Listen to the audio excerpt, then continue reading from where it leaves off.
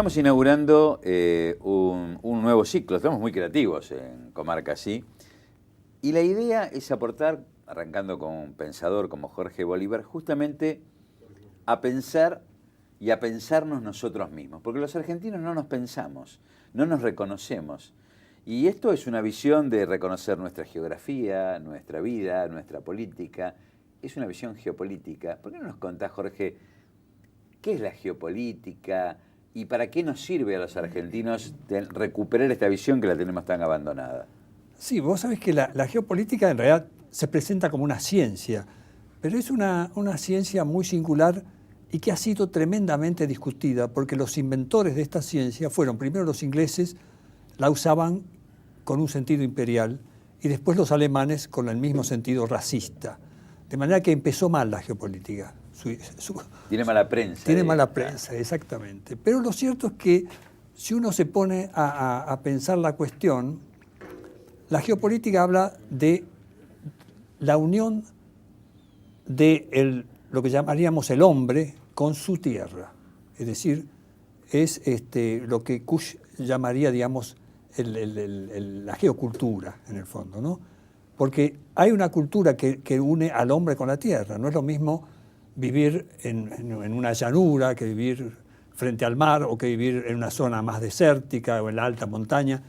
Hay un nexo existencial muy profundo del hombre con el paisaje. A partir de ahí, digamos, hay toda una situación que tiene que ver con tres aspectos esenciales de la ciencia política, que son el conocimiento del territorio, de la población y de la organización con la cual se unen territorio con población.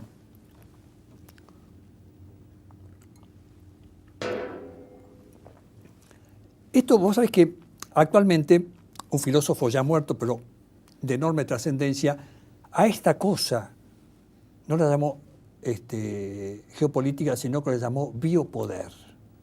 Es Michel Foucault, ¿no? Que se ha hecho muy popular lo del biopoder, porque en realidad tiene que ver con la vida, es decir, el territorio, la población y la cultura que une a una cosa con otra, te da un cierto conocimiento sobre el pueblo que sos y sobre cuál puede ser tu destino, tu proyecto. Es decir, porque evidentemente no es pensable que los bolivianos se piensen como un pueblo marítimo, no tendría sentido porque no tienen salida al mar, o que, digamos, los saharianos se piensen como productores de alimentos. Jorge, vos me obligás a una interrupción, tanto que hablamos.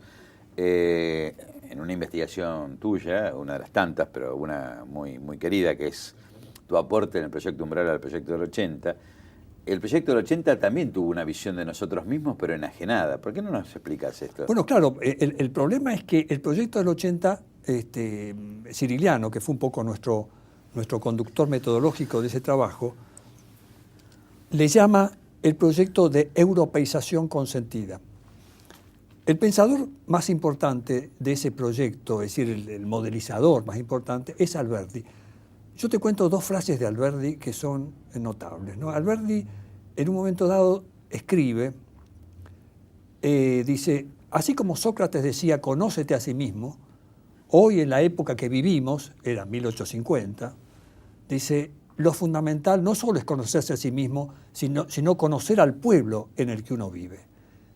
Poco tiempo después Sarmiento va a escribir quiénes somos. Es decir, el problema de la identidad cultural y la identidad nacional era un tema naciente en ese momento, porque en realidad, digamos, el Estado Nacional es una creación del siglo XVII, XVIII, es el comienzo de nuestro proyecto histórico, del Bicentenario que estamos ahora celebrando. De manera que la cuestión del conoce al pueblo en el que vives, lo que Perón va a llamar la nación o la patria es el hogar. Es un concepto para el hombre moderno muy importante, conocer tu pueblo. Por eso decía que es tremendo que los argentinos no nos pensemos a nosotros mismos. Pero no es que no nos pensemos como bárbaros. Claro, exactamente, nos pensamos mal, este es nuestro problema. Tenemos un problema que es como un mal de ausencias, ¿no? Es decir, hemos tenido proyectos muy queridos que han fracasado.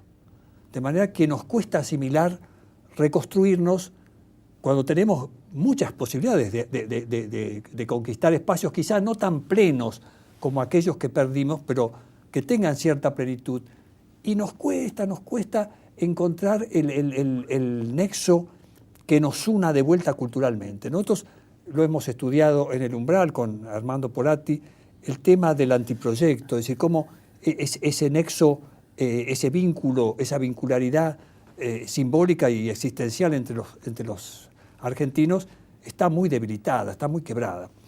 Por eso la geopolítica es importante, porque la geopolítica en el fondo expresa el amor a la tierra. ¿Viste? Cuando vos vas a las cataratas y se las mostrás a un extranjero, decís, mire qué maravilla esas cataratas, o le mostrás el Aconcagua, o los hielos continentales.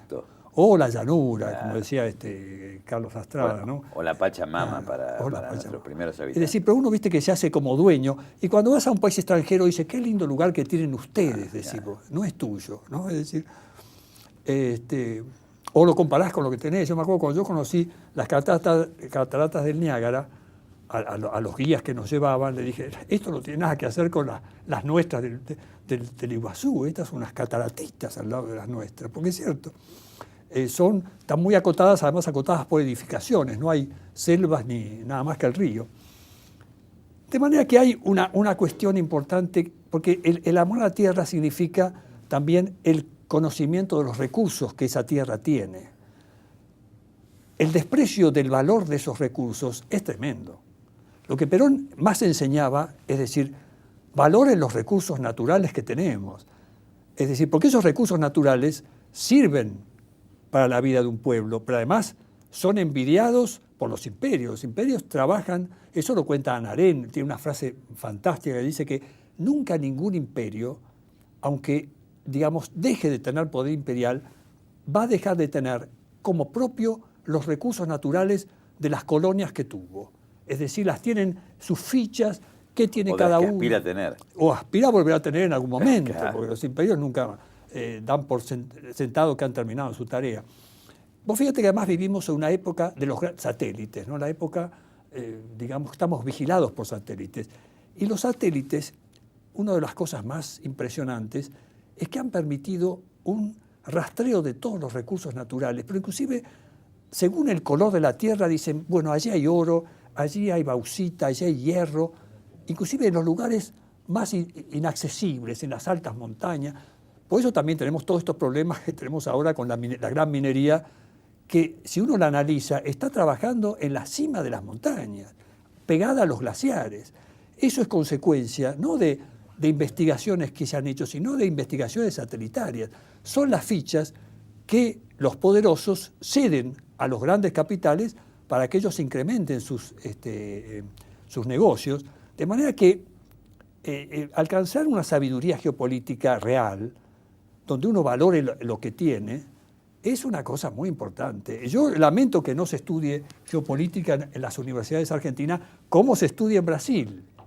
¿Cómo se estudia en Brasil? Recuerdo una anécdota, Jorge, crisis 2000-2001.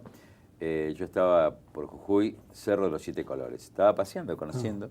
Estábamos en un curso del SUTER, creo, con los compañeros encargados de edificios. Y en la recorrida, en plena hambruna enorme, desocupación y crisis general, levanto la vista y veo el Cerro de los Siete Colores. Y le comento a mi mujer, a pico y pala, acá hay trabajo para 200 años y para todos los argentinos. Es decir, el no reconocernos y el no saber hace que luego, y lo digo como cierra este primer bloque, se nos planteen que en muchos lugares, como por ejemplo esa hermosa geografía jujeña, se la declare patrimonio de la humanidad, que en realidad deja de ser nuestra para ser de un todos que manejan otros. Pasamos al próximo bloque.